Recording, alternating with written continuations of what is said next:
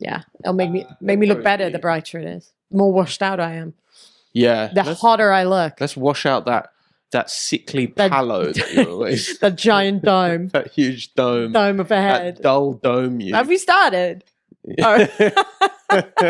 Yeah, we'll start with that dull, horrid dome. Yeah, it's good to get an insult in right at the start for the inevitable supercut of you being mean to me. Me cussing you out. Do you want to hit me you want to hit me back? Oh gosh, no! And make our listeners think that I'm the same kind of evil. I don't know. You do talk about how huge my head is almost every single. That's pod. factual. That's not a cuss. Yeah, factual things can be cusses. Yeah, no. Yeah, you do have a horrid dull dome. I stand by that. I would say that in court, regardless of the question. Yeah, I know. Yeah. Were you in the room on that date? I don't know, but that chick got a horrible dull dome. My girlfriend, listen to this. My girlfriend's got a big old dome. Big dull dome. Horrid You're dome. just at the back of the room, there to support me on the witness. I'm constantly like this, like, yeah. What? Check out my bird, everyone. Look, I'll shine a light at her. The light won't even reflect off her skin. I didn't even really know what the insult was. I don't know either. Well, we were worried that the brightness was too high on the video. Yeah, so if you're watching a very bright video, then that's what the insult was about. I feel confident it is incredibly bright. But I think people will love it. If you're on YouTube right now and the video is really bright, just know Micky wanted this. I wanted this. I wanted a washed out old dome. Maybe we can darken our domes in post. Maybe there's a darken button. Computer. I'm going to slightly adjust because it's okay. Patrick actually can deal with it. No. I'm not going to change the brightness. Oh, okay. But you're not fully framed. Oh, please frame me. Framed. Welcome to Your Couple Friends. Welcome to Your Couple Friends with Micky Overman and Patrick Spicer. We did a couple the first 2 episodes, I would say. And then no longer. Introduced ourselves? Yeah. Oh. Yeah, for sure. Oh, we should have kept that going because people will be wondering. People will be wondering who we are. Welcome to Your Couple Friends, featuring me, comedian, Patrick Spicer. Yeah. If you had to describe yourself in one word, what would it be? Important. Why did both of you laugh? What the fuck? Have I not done enough to be received as an important man? Yeah. It's like, you're not even important in this room. Me and Ben are like, nah. Even with my girlfriend and, I'm just going to say it, best friend. Best friend, producer Ben. Best friend, producer. And he's laughing at that too. He is laughing at that too. Even harder, in fact. Disrespected in the things he finds funny, he finds you being important slightly less funny than the notion of you being his best friend. Best friend. Yeah. Man. Fuck. We were bonding before because we we're actually both suffering with severe injuries right now. You are? Yes. What the hell is your injury? My foot hurt. I was just about to say, it cannot possibly be severe because I don't even know what it is. That's how severe it is. Some of the most grievous illnesses you keep a secret from your closest loves and best friends. Although I confessed to my best friend just before we started. Yeah, you told your best friend about it. My foot hurts and has hurt for several weeks. And you do know because I told you and you told me to go to the doctor. And you say I never go to the doctor, which is a fair cuss. Well, what I find interesting about you is that your dad is a GP and you have mad respect for your dad. Yeah, but big you up my absolutely never go to the GP for I anything. wouldn't go so far as to say I have mad respect for my dad. I think you have mad respect for him as a GP. Oh, yeah, I have seen him generally action. practicing. And he's pretty good at it. Yeah, so you did an internship or something, or like a summer job or something at your... Internship. Yeah, I did an internship at my dad's GP practice. I got everyone coffee. I was hoping to work my way up to GP. I worked like a summer job when I was a teenager. At your dad's GP, and you kind of saw him in action, and you were like, this man is so much better a GP than he is a dad. It's not even close. Yeah. It is unbelievable how... I won't say how bad as a father is or how good as a GP is, but I will, right after this, tell a story which I think reflects really accurately and poorly on his parenting. But yeah, I just sat in the room while he was consulting a patient, and I've never seen anyone listen as effectively before or since. He was like this incredible, compassionate, attentive, like, gentle but expert guy. You were like, who's this guy? Who the fuck is that? I was like, what is this weird play that you're performing for these people? Because I, at that point, had 15 years of him barely knowing my name. Yeah. He's a lovely guy, but he's lovely guy. Away with the fairies. But not when he's in GP mode. He is locked in. So you kind of want your dad to be in GP mode for you. Yeah, I wish my dad was more. And in fact, sometimes that would happen. If I ever had a tummy ache, I would get his doctor attention, and then that was really nice. Would you? He'd like press my stomach in this way, which I guess doctors do. They can tell what's wrong. Oh, you're like physical touch. Yeah, but he'd be like, from my father. He'd be frowning while he did it, like trying to figure it out. So I'd be like, "Look at me." Oh, that's so sad. Yeah, like, as I said, like the only way you could receive love was to be ill. Well, it's the opposite of Munchausen's. Well, it's also absolutely the opposite of my mum, because the only time you could ever really piss off my mum was to be in any kind of unwell state. Go to school. Oh my God. Like the amount, like one time I was vomiting and she was just like, she made me feel like I was always making it up, even if I had like actual, and of course I'm a child, so I was sometimes making it up. That's the hard thing. That's the hard thing. Yeah, they are. I was usually making it up. Yeah. But I think like, what is that about? Maybe ask what that is about. Who? Mum. I'll ask your mum. Yeah. Like, like as a mother, maybe ask the reason your child doesn't want to go to school. Oh, right. I think, fair play. But I think a lot of kids just don't want to go to school, even if they are mentally healthy, even if there's nothing going on. Oh, okay. Well, that was not the case for me. One time I faked an illness because one time I called from school to be picked up. Mm-hmm. And my mum was at work. So she was like, I cannot pick you up. So I got picked up by the woman who would sometimes like look after us after school. Mm-hmm. So my mum had to call this a woman who wasn't supposed to take care of us and be like, can you pick up my child from school? And I was absolutely faking it. But I was faking it because I don't know if this happened with you, but we don't have substitute teachers in primary school. So like if your teacher is sick, you get, it's called verdelen, and you get put like a couple of you get put in different classes. Right. So you just get put in a different class with a couple of and everyone kept calling me Mickey Mouse in this class. They were so mean to me. They were all just like bullying me, calling me Mickey Mouse. Was it the same year as you or these older kids? I think it was probably same year, because you're probably like getting put into a year that you could. And how old are we talking here? This was groep 4. So that would be how old you are in groep 4. Yeah, you haven't given me a lot to work with there. But that's the same as when people say year 7. I'm like, I don't really know what that means. You're young. I assume it's the same as year 4 over here, which is perhaps 8. Yeah, I would say that's probably accurate. Okay. I can't remember what. Well, we got here from your foot. So my foot, yeah. But also, I'm hearing that the stuff that happened in your childhood, and I just want to be on the record. It's not okay. All right. I know it doesn't sound very mean to be called Mickey Mouse. I think anything is mean when you're a kid. Well, I think it's just because if you don't know any of these kids and you're just being put in this class and the whole class decides to bully you, you're like, what's going on? Yeah, I preferred in our schools you had a substitute teacher and they would come in and everyone would disrespect them to the max. That's way better. You'd just be like, shut up, miss. Disrespect them together? That's beautiful. Yeah. Tell them things that you were doing that you weren't doing. Yeah. What was your teacher doing? I think he was making us watch Happy Gilmore again. That doesn't sound right. And sometimes they would just put on a movie. They'd roll in a big TV. Everyone would go, of course. Movie time. Well, this was mostly because loads of the kids would go home for lunch, but my mum worked, so often we had to stay at school for lunch. And then so basically they would roll in the big TV and everyone always wanted to watch Mr. Bean, and it pissed me off so much. Monsieur Ben. I don't know why. International. Very international. Well, because he doesn't speak. He doesn't speak. Yeah. I don't know what it was about me as like an 8-year-old, but I could not stand Mr. Bean. Right. I was like, this guy is... He's an idiot. An idiot? he's hamming it up. Oh. There's no way. Shots fired. There's no way one of a our fully grown man is making these kind of idiotic mistakes. Entertainers is getting cussed out. Rowan Atkinson. Yeah. Rowan Atkinson. Classically trained. I did not believe for a sec. I was not falling for any of this nonsense.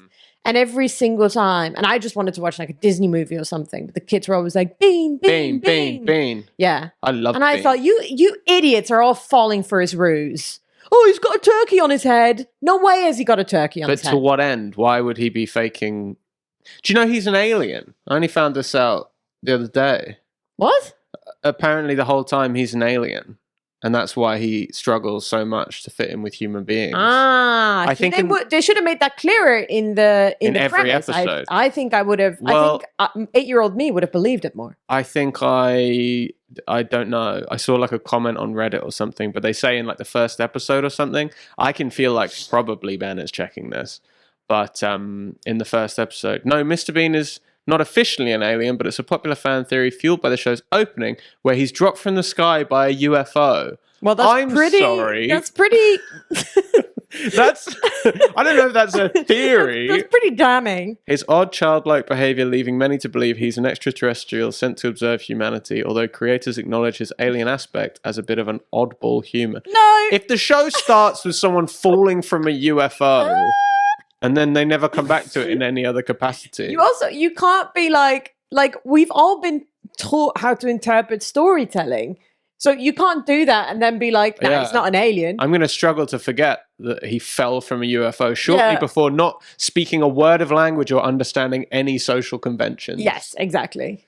Well, I like that. 8-year-old Micky would like to say, if that's true, I apologize for... To Rowan Atkinson. Yeah, to Rowan Atkinson for his creation of Bean. He doesn't need your acclaim. He's a millionaire. I know he doesn't need my acclaim. He's so rich. He goes around stealing comedians' girlfriends. Maybe he'll steal you from me. Oh, that's from the James Acaster show. And the James Acaster's life. And his life, famously. But James Acaster talks about how he calls him Bean, right? He calls himself Bean. He calls the character Bean. He calls the character Bean because he's like... The thing everyone should know is the people who make the silliest kind of comedy... I don't think James Acaster they're usually quite serious.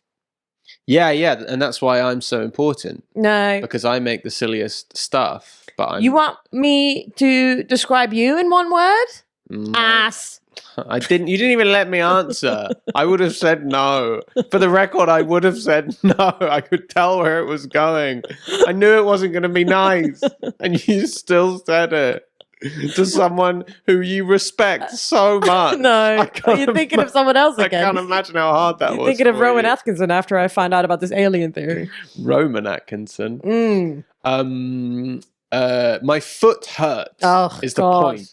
So does Ben have a real illness? Well, let me finish my fake illness and then we'll talk about Ben's fake illness. Okay. Men are in pain. Hurt my foot. I think going on a long walk with Matty Hudson, who's a comedian. And we walked for too long, I suspect, and my foot hurt. And it still hurts. And that was maybe 4 weeks ago. It was so bad I was in Hamburg over the weekend. Not that anyone bothered to ask, except Ben, the first thing he said when he got in here. Except my best friend. Except my best friend, who I trust with my life. Producer Ben. And the story of my foot, which I will complete. Yeah. In fact, I'll complete it right now. Yeah, well, you're the only one holding you back. My foot hurts. And I was saying to Ben, I've heard people over the years talk about plantar fasciitis without knowing what it is. And I think that's what I have. What? Plantar fasciitis. It's where your foot hurts. What do you think it is? I think it's where your foot hurts and you're not taken seriously by any of the people in your life. And you can't quite walk well in Hamburg? What does the Hamburg thing have to do with it? You can't walk very well in Hamburg. Well, so here's the Hamburg thing. My flight back yesterday was at 6 p.m. Yeah. So I had normally I don't get a whole day in a city of comedy to go and explore. Yeah. So I was going to explore, but my foot hurt, so I couldn't walk around Hamburg. Because you have plantar fasciitis. Because I have plantar fasciitis, so I went to the airport for 7 hours. Ben, could you tell me what plantar fasciitis is? He already knows. He knew when we were talking about it. Oh, he already knows what it is. Mm-hmm. Plantar fasciitis is a common, often self-limiting, that sounds true.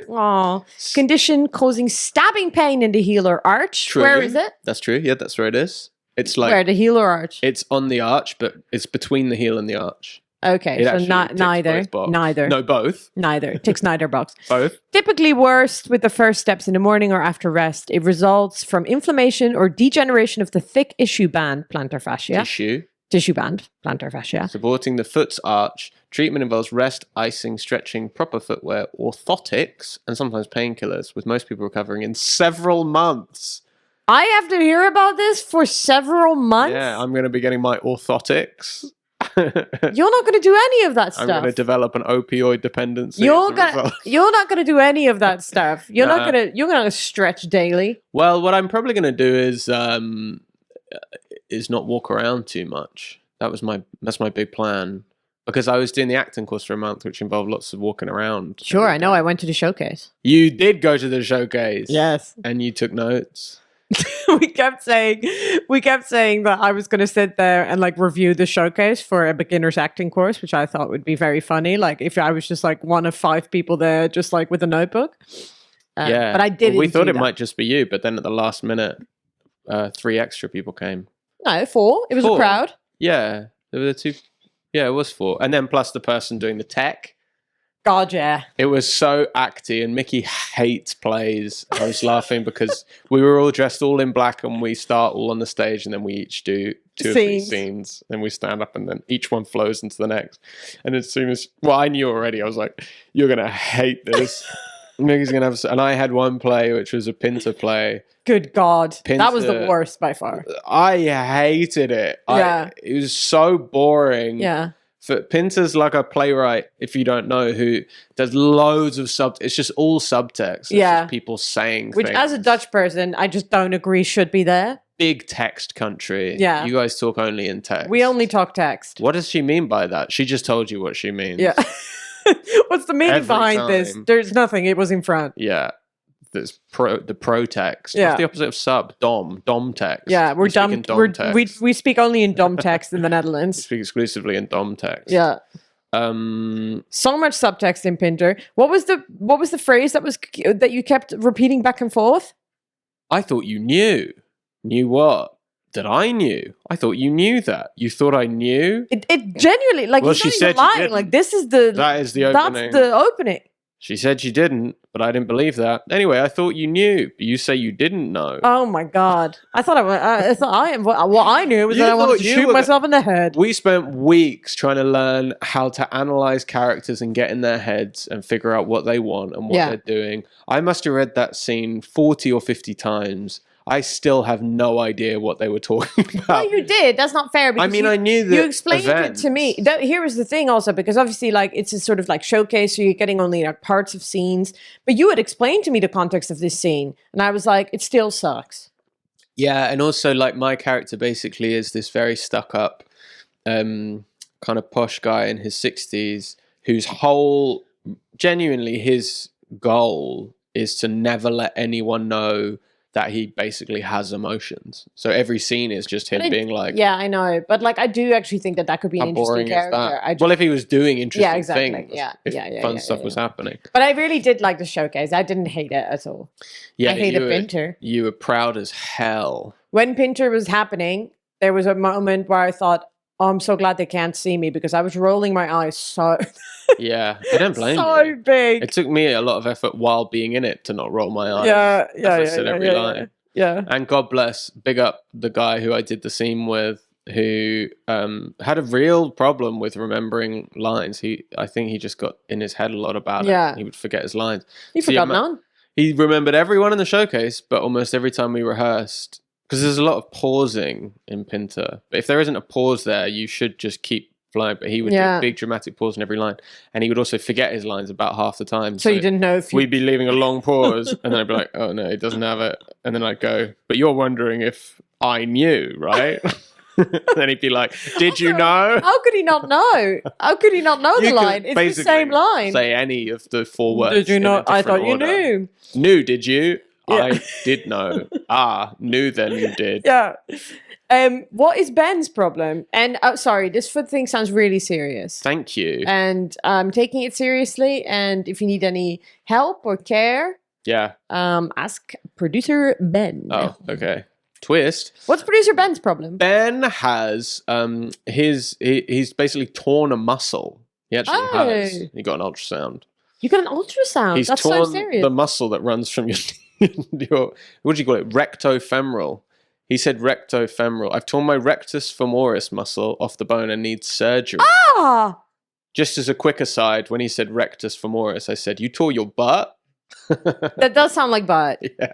And rectus. if you keep pointing at your leg, that's not going to make me believe that the rectus is not the butt. Yeah. So Ben tore his butthole. Ben tore his butthole. Wow, that is actually so serious. And he needs surgery. Yeah, they're going to have to sew that bad boy up. A new butthole? They're actually going to transplant his mouth onto his butt. Wow. And then he will have no mouth. And it's great to talk about. So you're going to talk to us out of your butt? Well, that's nothing new. Am I right? Well, he actually doesn't talk to us at all. So. Well, he doesn't even have a mic. Since he doesn't have a mic now, so he talks to us through the computer. So this is a real right of no reply situation. Absolutely. Ben is absolutely... he just has no voice. This is like we're Lily Allen writing an album about Ben, and Ben has absolutely no way of replying. Ben is the David Harbour of our podcast. You're the David Harbour of our podcast. I've always suspected that's what he was. That actually sounds really serious. And Ben and I are brothers in arms. And you get an ultrasound. Why do you get an ultrasound for that? To see what's happened with the muscle. So, how do you see that? So, they put gel on the leg. Why are you confused? Ultrasound they use all over the body. Do they? They don't just use it on wombs. I just know it's from. We're IVFing. I just know it from womb. Yeah, womb. But well, also in IVF, I wish I got an ultrasound like that. So far, they've only given me internal ultrasounds. Yeah. What they do is they get a big plastic rod, and then they lube that thing up good. They do. To be fair, they always put a Johnny on it, and they always lube it up real nice. Always put a Johnny. Well, first they put lube, then they put the Johnny on. There's always lube before the Johnny. Yes. No. They put lube before the Johnny as well. I don't know if that makes it puts it on easier.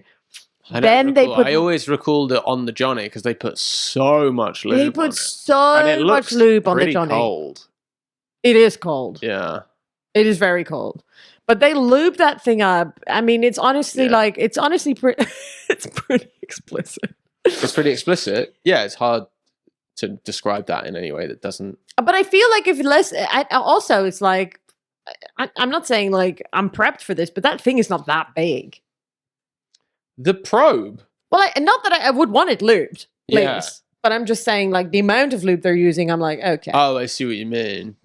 I mean, it's not got a lot of girth, but it's like that. It's not girthy. It's like that. And that's what the ladies want. You want the girthy probe.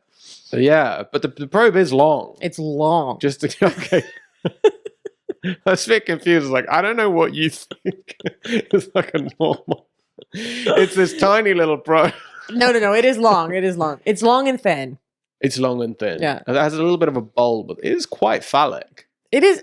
Yeah, it's extremely phallic because that area is made for a phallus. So it's the only thing that can go in there is It's all clicking for me. It's all clicking. Anyway, they put that up in there, and then they really shove it around. They do. They move it all over the place. And so often they'll be like, yeah, it's just a little bit hidden, and I don't know what's hidden, but then it hurts. The ovaries, they're hidden. Yeah, they'll be like it's hidden behind the bladder or something. So then they have to really maneuver it in. Cheeky ovaries. Very cheeky. You hiding. can't see me. Can't see me. I'm hiding. Don't look. Don't look. I'm shy. Don't look. But I have lost count of how many probes I've oh my God. taken in. If anyone's gone through IVF, boy. Yeah. It's a lot. It's so many probes. At least 20. Maybe oh my more, God. Maybe more. Do you think I've received more probes than peni? Well, I don't want to. I mean, I know the answer to that question. But I don't know how many probes you've actually had. I think it's more probes. If you mean peni as in individual peni owners, or if you mean total peni entrants. Please. No. Please. I was going to say. Not even this week. Am I right, Patrick? No, you're not. No, that sounds exhausting. Yeah. Don't even know I went to high five. There's something about seeing a five. It's so hard to resist. Yeah, you want to high five it. I read that the best thing. I read the best thing you can do for your self-esteem is to high five yourself while looking in the mirror. Shut up. Do you actually think that worked? I gave it a try. Did you do it? What did you feel like when you did that? I felt ridiculous. Like a prick? Yeah, I felt insane. Yeah. Yeah, I just felt like someone slapping his own hand. What did you need the self-esteem for? Are you crazy? What do I need self-esteem? No. Like, I know what you need general self. I just thought there might have been a moment where you were like, I need to fire myself up. Oh, no. I think I always would. I think who doesn't want a little bit? Even if you have a lot of self-esteem, who doesn't mind a bit more? Well, if you're a psychopath, maybe you don't need it. Yeah, they don't need to high five themselves in the mirror. Because they're Wouldn't it be crazy if we had a child and then it was a psychopath? It would be crazy. Do you think that's genetic? Yeah, that would What's the percentage of people in the world who are psycho? Like sociopaths, I mean, like the people who like don't have empathy and stuff. 90%. No. 80. It's not 90% of people. I doubt there's really reliable stats on that. I don't know. I'm happy to be proved wrong. That's probably true. But I'm just really curious. 1% of the general 1%. Population. That's a nice even number. Wow. Clinical psychopathy. Some studies estimate the prevalence to be as high as 4.5. Other research suggests that up to 30% of the population may display some level of psychopathic traits. Oh, yeah, but that's like narcissism and stuff. Yeah. Psychopathic traits. Yeah. 1% of the general population, and there are, 6 billion people in the world? So that is 60 million. It's not the same people? Percentage as like trans people, and the people we're worried about as trans people. When there's 1% of psychopaths walking around. Wait, what? I don't understand what you're saying. Just 1%. It's like you were saying, like, that's not that many. And I'm like, we shouldn't worry about that. But people are so worried about trans people, even though that's only like 1% of the population. Yeah, we should be making psychopaths use a different toilet. Yeah, I don't want to stand next to the urinal with a psychopath. No, me neither. Yeah. Me neither. Cut my head off. I need empathy in the toilet. Yeah. I need a lot of empathy. I need people to understand where I'm coming from. Yeah. Yeah. If I'm coming at all. In fact, that's what makes the girls' toilet so good, is empathy. Everyone's in there. Everyone's in there crying, as we all know. Crying, talking about boys. Yeah, talking about boys doing our makeup. Oh, the girls' toilets. What a sacred place. Yeah. I think here's what we should do is we should take the 60 million people who are psychopaths. Yeah. And we should put them on an island. Not Epstein's Island. No. An island. An island. And we should do like UK. Hunger Games. UK. We should Hunger Games them. Ooh. Because 60 million is a lot for one island.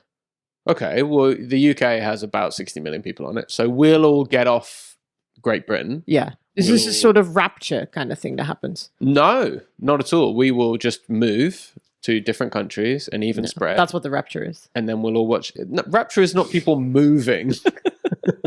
That's like a bunch of people move. A bunch of people move with Jesus to heaven. And then they come back 7 years later to establish the kingdom of heaven on earth. Don't you think you'd be so pissed off? I'm sorry to interrupt. No, please. I'm sorry. No, please. No, go off on your riff. I'd love to hear it. Oh, thanks. Don't you think you'd be so pissed off if you were like, you got into heaven and then like Christ is like, okay, now we establish the kingdom of heaven back on earth? You'd be like, Earth. That's where I just came from. That's where it just came from. It's a piece of shit. It's constantly on fire. Yeah. And to add to that, don't you think it'd be so crazy if you took 60 million psychopaths and you put them on Great Britain and then everybody moved away and then they watched all of the psychopaths fight in a Hunger Games style? Yeah. And to add to that, and just a real quick one. Yeah. So don't you think it would be crazy if you had to be in the kingdom of heaven on earth. In terms of psychopaths? No. On the island of Great Britain. With all these people. And there's 60 million of them. Okay, but listen to this, though. Okay, and I have one as well, which I'm going to jump right on. And I've just remembered I never told the story about my dad. This is actually quite indicative of how we have conversations, just the two of us. We just do absolutely that. Not listening to anything the other person is saying. No one's tuned in. Because we're both psychopaths. We have no empathy. Oh my God. And we already live here. So it's perfect. We don't have to move. No. And that means we can both use the toilet at the same time. We only have one toilet. No, I'm actually not going to shake your hand because you didn't high-five me earlier. And now we're even. And the psychopath house continues. Oh, what? Now you've stubbed it twice. Okay, now you have to not accept mine. No, well, now I'm up. We did it. I'm up one. We did it. That was beautiful. Here's the story about my delinquent father. Oh my God, yes. So me and my brother and sister once, maybe a year, meet up, just the three of us. Yeah, I think that's great. We should probably do it more often. I think all siblings should do this. Yeah, I think we will. In fact, we're doing it again in April and you're invited. It's the siblings plus partners. Well, that's not the same. Unlucky. I put it in the diary already. Joint diary, baby. No, I'm happy to go. I'm just saying, like, I think that's not, you won't have the same effect when the partners are there. There's something about. No, like, this is a different thing. Yeah, it's a social club. There's something about just siblings that's great. Yeah. Yeah. We can really bond over having the same parents. Yeah, having the same idiot parents. Idiot parents. And my sister told me such a funny story about my dad that over the weekend, so my sister has just got a flat and she hasn't moved into it yet because there's a lot of work that needs doing. Yeah. So there was all this leaking that was going on over the weekend from the pipe. So she had to keep getting workmen to go around and stuff. Anyway, she called my dad at like 5:30 p.m. to just chat to him about the pipes, and he didn't answer. And then she called again at 6 and he didn't answer. So she sent a text saying, "Hey, when you receive this, could you please call me?" And he called back at 10 a.m. the next day after a message. Please call back when you get this. Please call this. And from your daughter. And what was his reasoning again? He was playing guitar. He was apparently playing guitar. And then he went to the 5 pub. p.m. And then he went to the pub. And he doesn't even drink anymore. He doesn't drink alcohol. Funny to me. But that is I love it so much because that is so typical. Yeah. Of my dad. He was not in GP mode. He was not. Yeah, if he'd have been on call. If he'd been in GP mode, you better believe he would have called back. Yeah, if it was some old lady had explosive hemorrhoids. Yeah, he'd have been there in a heartbeat. Yeah, well, that makes him sound a bit like he loves it. No, he doesn't love it. He's just he loves explosive hemorrhoids. No, he's just incredible. Oh, that's good. Producer Ben says it's very GP to ignore you after 5 p.m. He was in GP mode. He was in GP mode. But maybe that's it. Maybe you are always getting GP mode dad, but you'll just only see him after hours. Clock. He's off the clock that always. Makes a lot of sense. Yeah. Yeah. So he was off the clock. GP. I think it is insane. And we were just talking about it. Like, I cannot imagine any scenario, in which I say to my parents, "Can you please call me?" And they would not call me until the next day. Yeah, but you've got like textbook parents. Yeah. They do most of the stuff you would expect them to do. Yeah. They are not without their faults, but they do everything mostly right. Our kids, I think, the way that we raise them, I think we'll do like a 70-30. So like 70% of the way your parents raised you and 30% of the way my parents raised me. We're taking some stuff from your parents as well. Absolutely. Yeah. Some. Yeah. Yeah. Yeah. But I would say the lion's share is going to be Overman. Yeah. Then again, I don't want all that. Yeah. I think we'll probably listen to our kids when they're sick. I'll listen to them when they're sick. Yeah. Like when they have like a plantar fasciitis. When they have plantar fasciitis, but more specifically when they drop a hot new mixtape and it's sick. Oh, yeah. I will we'll be listening to that. I'll be checking that out. Yeah. Yo, mum and dad, check out my new beats. You're really going to try and get these white kids into rap, is it? Yeah. Yeah. Yeah, why not? Ever heard of Eminem? Have you literally ever heard of him? Last week, you tried to get me to do the 8 Mile rap, and I couldn't remember it. And then you started doing it. I love Eminem. So you have heard of Eminem. I love Eminem. Have you heard of Mac Miller? I don't think all kids will be Eminem. What? How could you already be limiting their possibilities? If they are, good on him.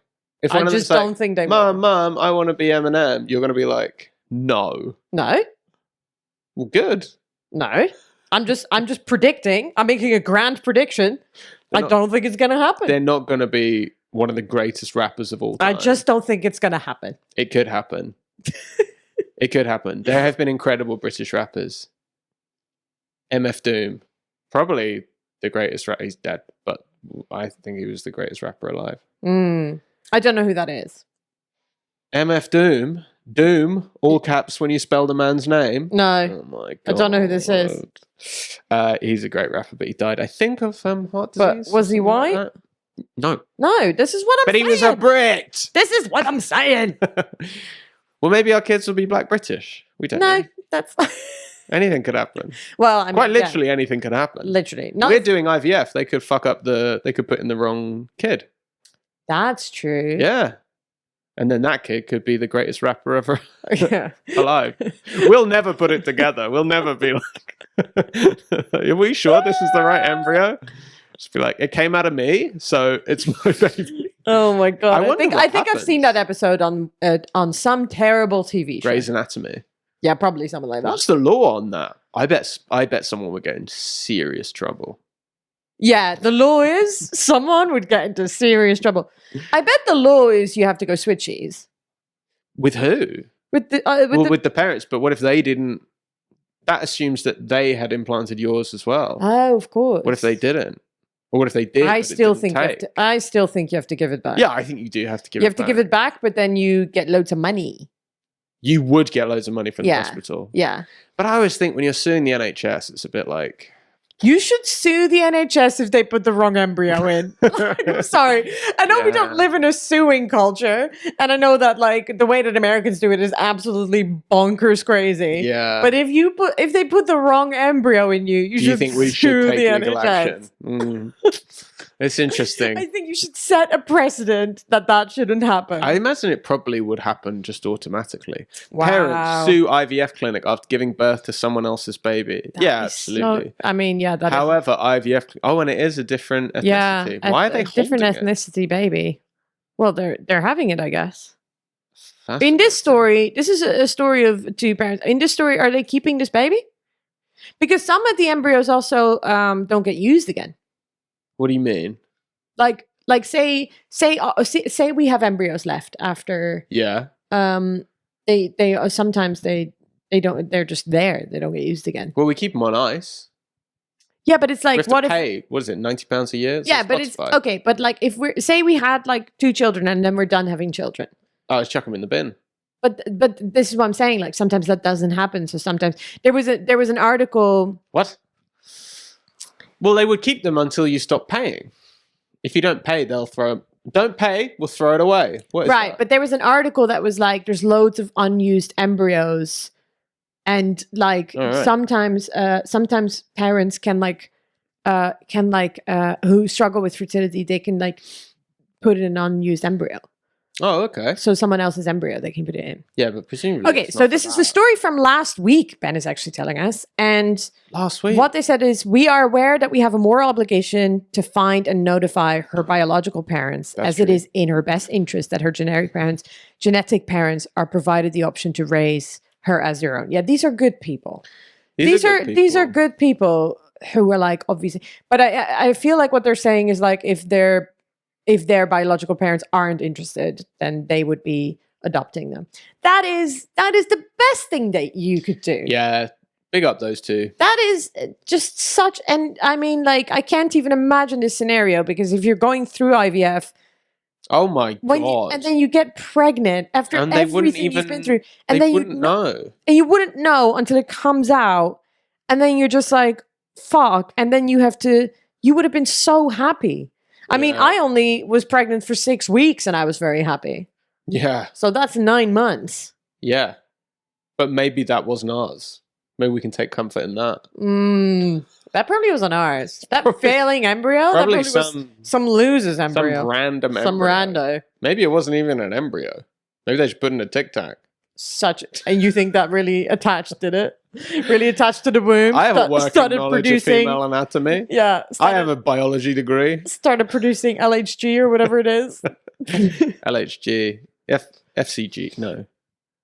Whatever the thing is, guys. Don't fucking have a go at us for that. Don't have a go at us. There's so much to remember about IVF. Oh my God. HCG. That's what it is. HCG. Oh, HCG. HCG. HCG. I was like, I definitely noticed. I've looked it up so many times. Yeah. HCG. HCG. That's the hormone in your body that starts being that like shows up on pregnancy tests and then becomes like the first thing to actually give pregnancy symptoms like fatigue and nausea, which I didn't have last time. First thing to give pregnancy symptoms is you just start yammering away, and then I don't even know where I'm going with this. No, but go on, because I really listened to the foot thing. You did not listen to the. I had to fight my way through to get my foot thing heard. Well, why were you even psychopathic? Why were you even starting with the foot thing? Because Ben tore his butthole. I can't believe that you started with you. My foot hole. This man, like, he shouldn't even be sitting. No, he shouldn't. That reminds me. You should have a little pillow. Well, listen, this brings me on to what could this possibly bring you on to? This brings me on to... Well, I'm glad you mentioned that, because... And why aren't I getting more presenting work? I don't understand. I'm so available and my links are fantastic. What could this possibly... It was actually what you said maybe, I don't know, 2 minutes ago that brings me on to. But, so I was in Hamburg over the weekend. Yeah. Great show. Went great show. Absolutely nailed it. Yeah. Excellent. You sent me a little joke saying, Ich bin ein Hamburger.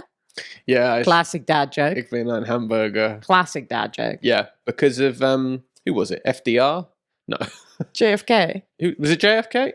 Ich bin ein Berliner? Ich bin ein Berliner. Yeah. Wasn't it? JFK. Okay, JFK. Ben has nodded. I was playing, yeah. Ben definitely knows. Well, I personally like to think that FDR also said it, but he didn't make such a big stink about it. He just said that to his wife. So true. Ich bin ein Berliner. I think the first person I heard saying Ich bin ein Hamburger was my German teacher. He made that joke. I have never heard anyone make that joke, and when I sent it to you, I was actually pretty pleased. Ben said FDR spent less time in Germany on account of Hitler. Yeah, but that's why he said Patrick. it. That's why he said it. Because he was like, I'm the Berliner.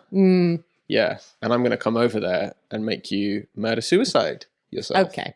So... Which brings us back to last week. What are we going to? You were in Hamburg. Some nice DMs after the show. Majority of them highly positive.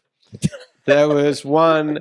Because of our IVF stuff, a lot of my tour show and Micky's tour show is about the brutal realities of trying and failing to conceive a baby. Mine's We're trying to conceive of a baby. Mine's mostly about Cam. We've conceived. Well, mine too. Yeah. So I had loads of stuff about absolutely blasting in you. Yes. And this person DM'd me afterwards. She didn't follow me, so I assumed she used to, but she unfollowed me. I don't know. She said, next time, I did a story saying, thanks, Hamburg. She said, next time, tell us about how you met your girlfriend and how much you love her before ramming it in raw like that.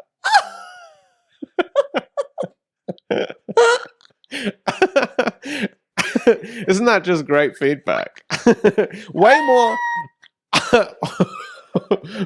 way more violently sexual than actually anything I said on stage. That was the whole... That's what she said. That was the whole message. She didn't follow me. So she'd been so disgusted by my bawdy, gross out comedy about cum and trying for a baby. I've seen that bit. What could she possibly be talking about? Yeah, I don't know, but I love the idea That's so funny. I think my bit is way rawer than your bit. Talk about how you met your girlfriend and that you love her. I think that would undermine the joke. God. Just to clarify before I tell you this. Me and my girlfriend met on the open mic comedy scene and arguably had our first deep connection in a chip shop in Devon.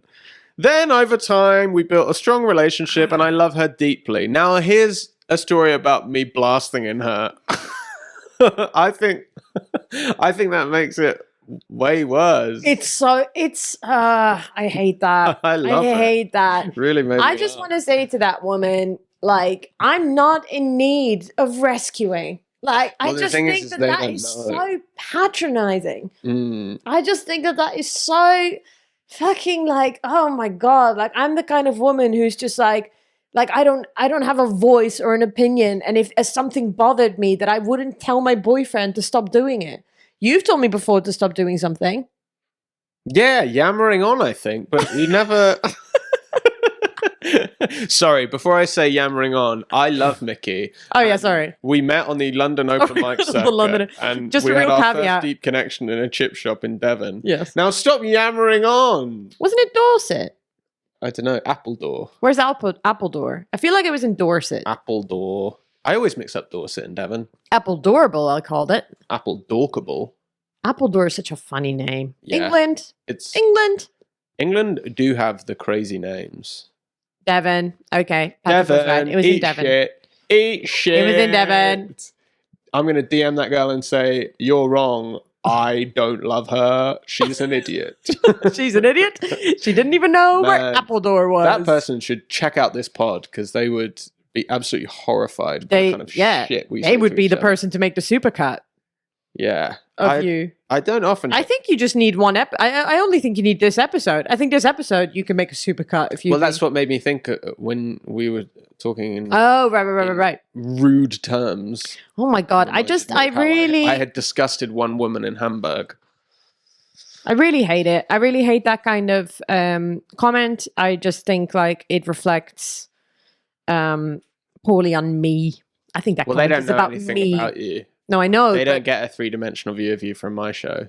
Well, people from my show think thinking you're a fucking idiot. You think you're mentally ill to fuck. Well, that's because you constantly say that.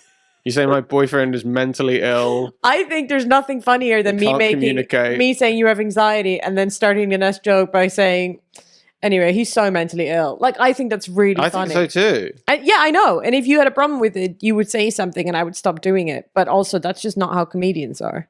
No, we're going to talk about each other. And it's like you represent your own voice. And I'm sorry. I mean, I wanted to say back to that person, like, because a lot of the show, like, that's just my sense of humor. No, and just well, I'm sorry you didn't enjoy it, but I can't change my sense of humor for you. Yeah. Like when people, I did you're allowed to have a different sense of humor. I put out a reel last week because I had a joke about Jesus and how Jesus was like, loved the attention and stuff.